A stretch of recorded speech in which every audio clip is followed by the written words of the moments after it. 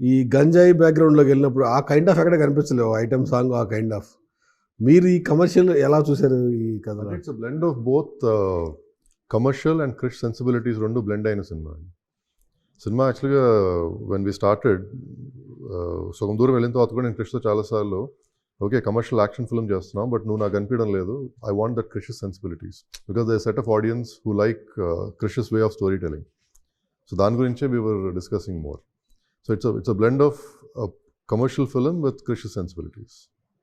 Good. అంటే వేదంలో వచ్చేసరికి ఒక వేశ్య క్యారెక్టర్ చూసేసరికి సడన్‌గా అప్పుడు అంత స్టార్డమ్ లేదు. బాహుబలికి వచ్చేసరికి మొత్తం మారిపోయింది. అరుంధతి ఇంకో డిఫరెంట్ జోనర్స్.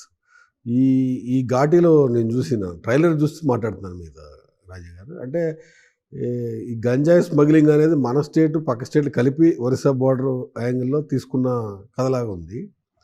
అంతర్జాతీయ మార్కెట్ కోసమని ఈ విలన్ క్యారెక్టర్స్ కూడా మార్చారు. గంజాయి మనకి ఎక్కువ సాగు జరుగుతుంది ఆంధ్ర, ఒరిస్సా బోర్డర్‌లోనే. ఇప్పుడు ఎక్కువ పెరిగింది దాని గురించి.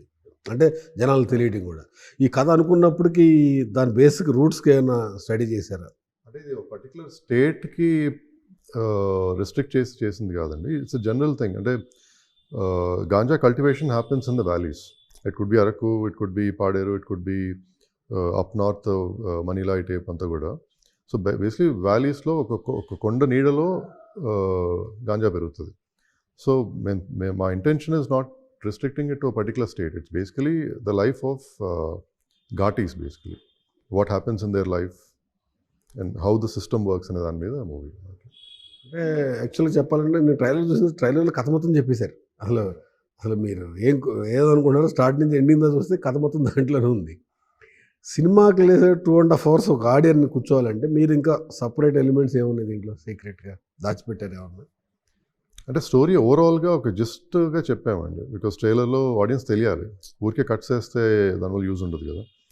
But I'm sure it has created enough curiosity for the audience to come and watch the full film.